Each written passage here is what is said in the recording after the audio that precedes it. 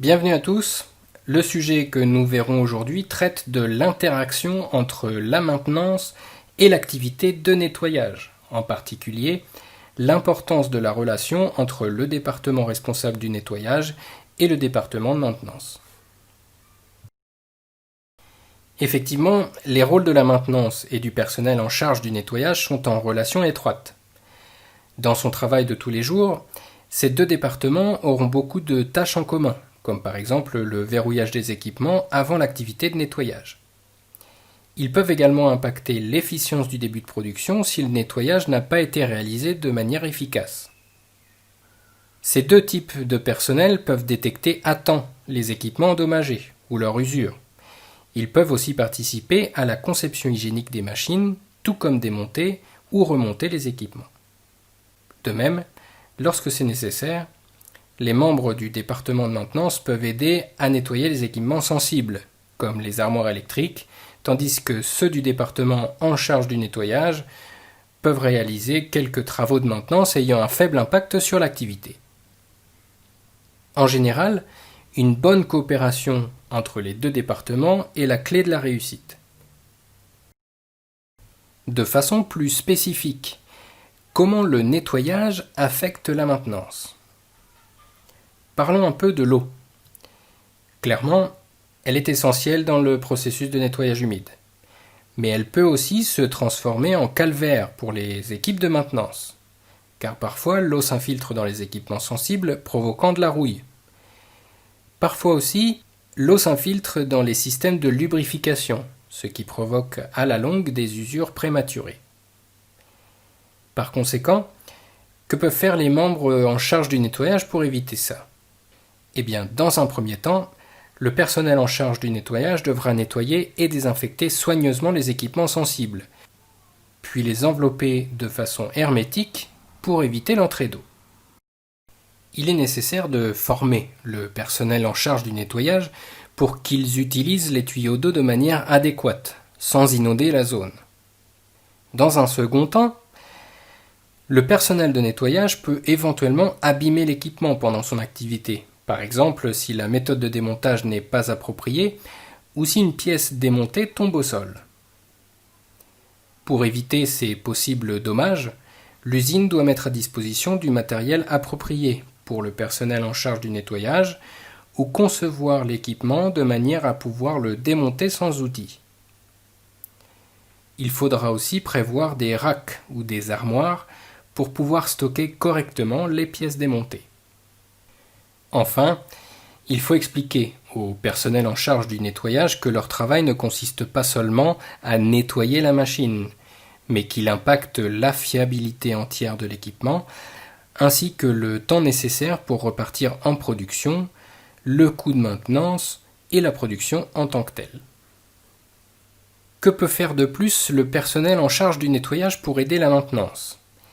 Eh bien, il faut communiquer sur les éventuels dommages ou l'usure des équipements au département concerné, ce qui permettra à la maintenance de réaliser des activités de manière proactive. Nous avons parlé de l'impact du nettoyage sur la maintenance. Voyons maintenant l'inverse, c'est-à-dire l'impact de la maintenance sur les activités de nettoyage. Dans beaucoup de cas, le travail de la maintenance est urgent et désordonné. Si leurs interventions ne sont pas gérées correctement, elles peuvent conduire à des contaminations de produits et des problèmes de sécurité alimentaire. Aussi, le département de la maintenance participe à beaucoup de projets de conception hygiénique.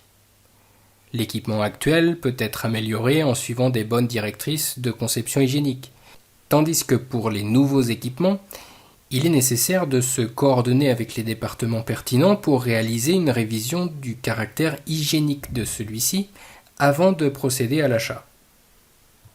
Également, le département de maintenance intervient dans la conception des carters ou protections de la machine, ce qui peut aussi impacter l'efficience du nettoyage, s'ils ne sont pas démontables par exemple. Enfin, la maintenance affecte le processus de maintien de l'hygiène, et en particulier l'efficience du nettoyage lors des réparations qu'il fait sur l'équipement, par exemple si une soudure n'est pas faite correctement. La maintenance peut être source de contamination et impacter le maintien de l'hygiène en général. Nous allons maintenant nous intéresser à comment réaliser une bonne gestion des outils de maintenance pour qu'ils ne se convertissent pas en source de contamination. Avant toute chose, il faut mettre à disposition des outils de nettoyage spécifiques aux zones qui ont un haut niveau d'hygiène. Si les outils doivent être partagés entre plusieurs zones ayant des niveaux d'hygiène différents, il faudra mettre en place des règles drastiques de nettoyage et de désinfection des outils. Il est tout de même conseillé de dédier des équipements pour les zones à faible niveau hygiénique.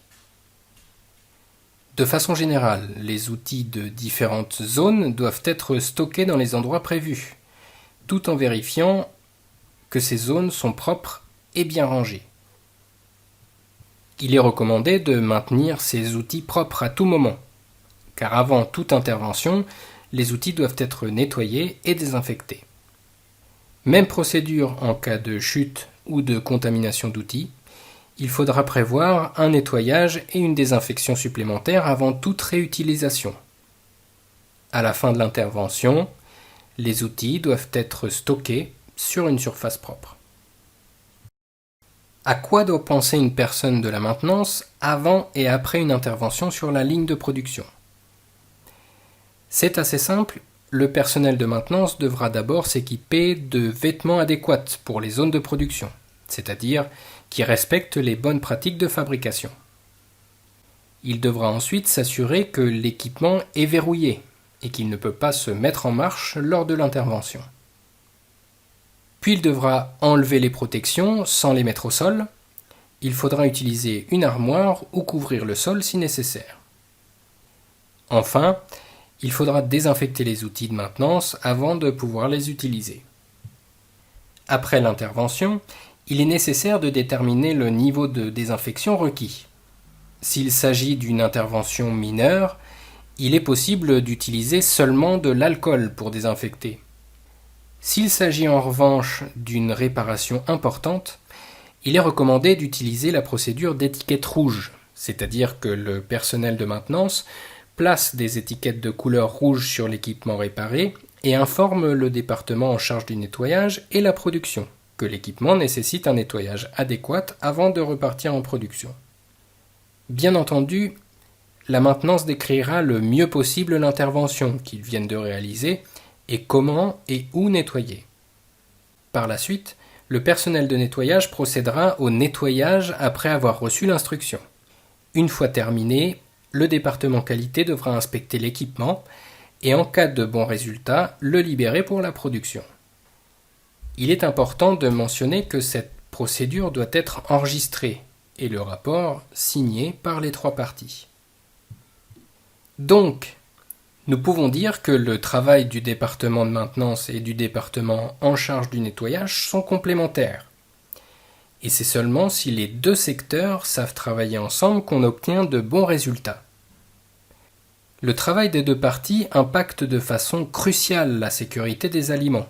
En effet, si l'usine peut établir une culture de coopération efficace, elle peut facilement contrôler les risques de sécurité alimentaire en réalisant une activité de maintenance préventive, ce qui améliorera l'efficience générale de l'équipement.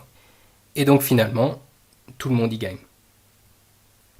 Merci pour votre écoute, ce module et par la même occasion ce cours est terminé.